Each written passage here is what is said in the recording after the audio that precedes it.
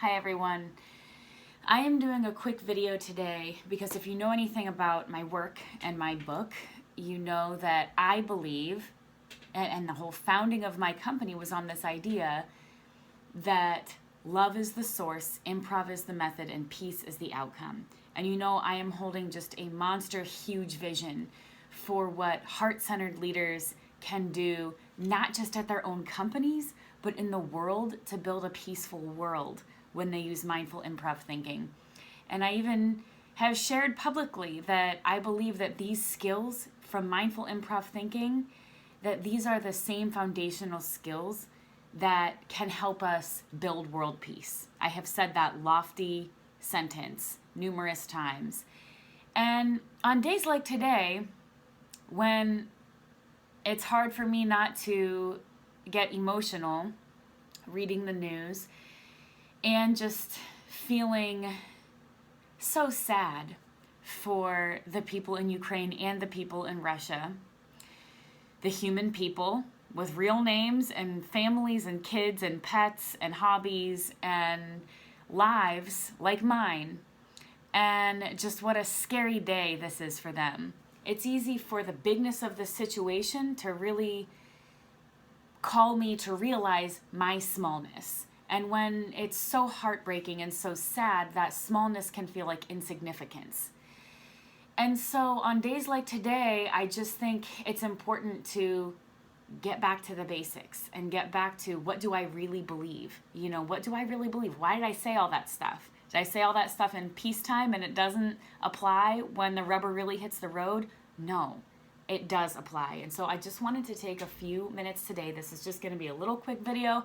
I'm not going to edit it. I'm not going to do anything fancy to it. And I'm just going to put it out there for anyone who is just struggling today to even process what this means and to think about, just to think about today. So I want to offer mindful improv thinking and why it is that, yes, I'm small, but I'm not insignificant in this story. And yes, you are small, but that doesn't mean you don't have a role to play. And yes, it's unclear how this will unfold, but that doesn't mean that we can't trust the process. And so I'm going to share what I mean by that and share how I think mindful improv thinking matters for this, and why it is that I believe that you are the perfect person to hear this message. So, firstly, mindful improv thinking at its core, as you know if you've heard me talk about this, is yes and. This idea of yes and. And so that is basically in this situation like, yes, this happened. And so one thing that can feel really good to do in these moments, and there's a time and a place for it, but it's not right now, is the blame and the finger pointing and the like, this wouldn't have happened if, etc., etc. But right now what we need is a yes and. This happened. It happened. It happened. And now what? And so yes and thinking can be very helpful in a time when what we need is the courage to act or the clarity on what to do next. So that's like the improv piece, you know, the yes and, that's a foundational concept in improv. The mindfulness piece that I bring into it is this idea of alignment. So what alignment is when we have equal faith in ourselves, the ensemble, and the process. The understanding that everything that gets built one piece at a time. And it's okay if you don't know what it's like 11 steps from now. It is safe to still come up with a creative next right thing and to trust the unfolding, And so, you know, when we talk about getting into alignment, that is me saying, okay, yes, I'm small, but I'm not insignificant. And I can think of something that could be meaningful in some way to contribute. And the ensemble, trusting the ensemble, means it's not just on my shoulders. There are millions and millions, maybe a billion, maybe billions of people who are my scene partners, who see this situation and who think, oh, there must be something I can do. The ensemble is stronger than just me. And so it is safe for me to remember that all of this whole weight is not just on my shoulders. right? So just like it's safe for me not to say none of this is on my shoulders, none of this is something that I can handle, it's also safe for me to say it's not all on my shoulders. And I can trust the ensemble of us working together and thinking compassionately and creatively about how we might ease the suffering, how we might build peace in this situation. And that is going to look different for each person that watches this video. The second thing that I think is important with mindful improv thinking is story, the understanding of stories. So one of the things that I find myself sharing with my clients when we're talking about conflict on a different scale, a different situation completely, talking about like their conflicts that they experience at work, is understanding that the whole situation isn't this moment. And so when we're talking about smaller situations, that means that, we can get hyped up when we see something sort of culminating and coming to a head, in a boardroom or, when there's a meeting happening and someone's mad and they're shouting and we feel like now the situation has come to a head. And we can tempt ourselves not to participate either by feeling like, this is the one moment, and we put all this pressure on ourselves to speak up in that one moment because we're feeling like this is the opportunity. Now is when the cat's out of the bag, like now is the time. Or we leave that space and feel like I missed my chance. That's not how it is.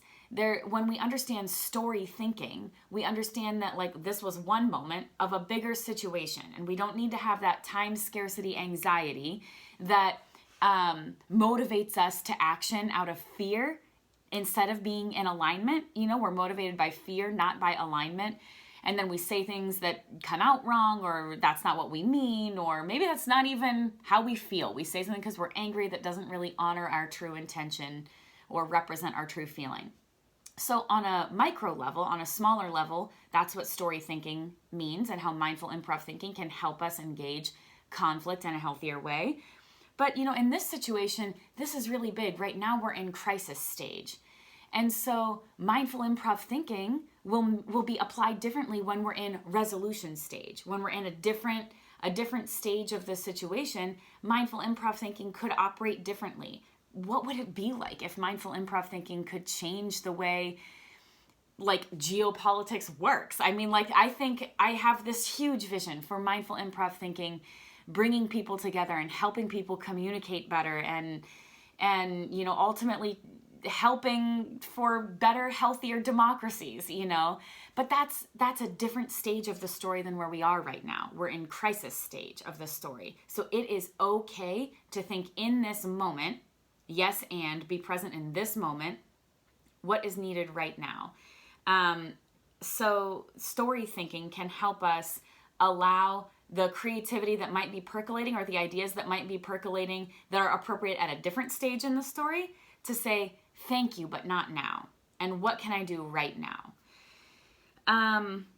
And so then the kind of final thing here that I wanted to share, and this isn't to say that this is the exhaustive list, it's just that as I've been reflecting with my cup of coffee and have just been sitting here just reflecting on all of this, the final thought that has come to my heart in this moment is this curiosity instead of judgment skill. Those used to be the hugest words on my website. They might still be. I should maybe look at that. But that is a very critical mindful improv skill. Choose curiosity instead of judgment. I have been an improviser for a number of years now. I don't remember the number in this moment, but it's still not my first nature. I call it chosen curiosity sometimes because it's a choice that I have to make to not view my surroundings as the ultimate end-all be-all expert. Like, I have this kind of audacious sense of like, I know the right thing. And it's important for me to choose humility. It's important for me, to not enter a scene metaphorically or literally with that attitude. So curiosity instead of judgment, that's where it comes from. That's its mindful improv roots. But really, it is so beautifully applied to life off stage. When we think about entering a situation with curiosity, it invites us to say, what if? What if there is something that you can do? What if there is something that I can do?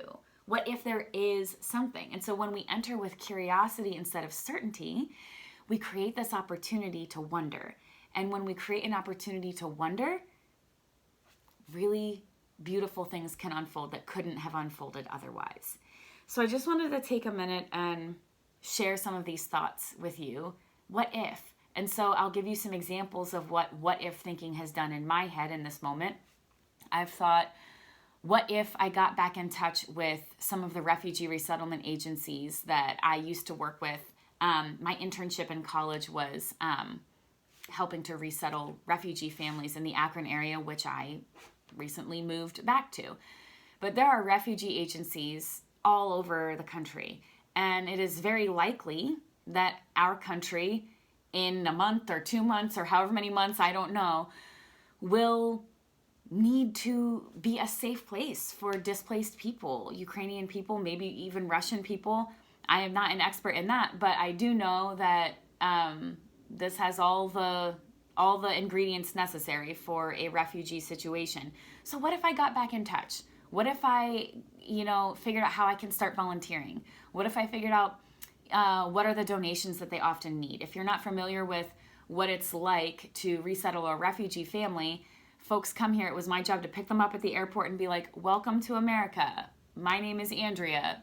We're going to figure this out together. I would drive them to their apartment, which had been my job to just do everything from make arrangements for the furniture donations to go there, get their first round of groceries, make sure they know how to use all of the appliances, etc., etc. Anyway, the point is, folks come to this country, they have varying degrees of familiarity with, what their apartment will be like and the appliances in it. And so just making sure that they're completely ready to go.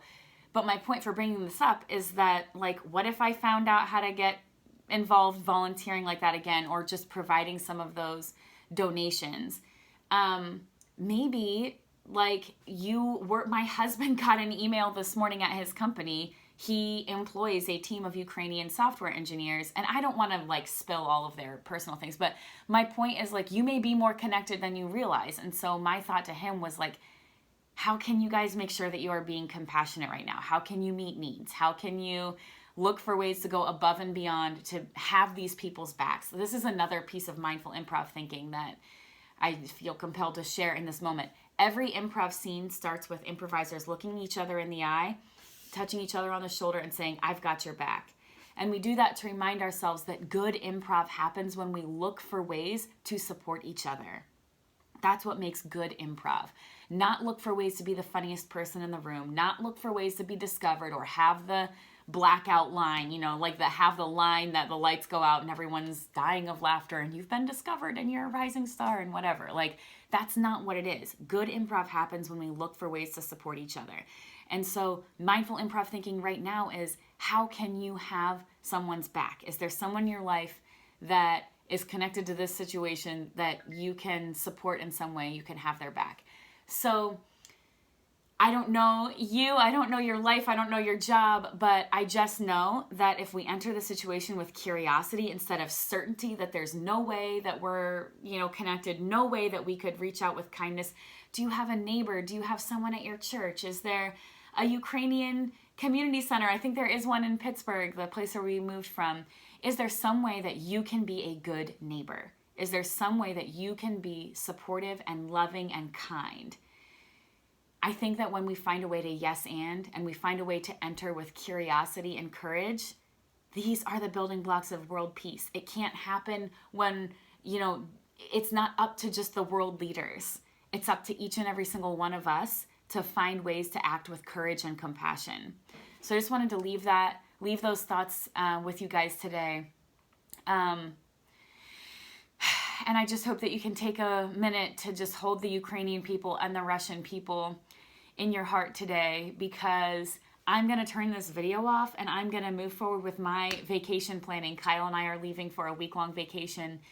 And, it's hard to know that on the other side of the world, that's not happening. So, I invite you into a moment of empathy, but not appropriation of trauma. More on that another time if you'd like. And that's the end of this video. I will record another one another time. Thank you guys for being a light in your corner of the world and in your sphere of influence. Bye.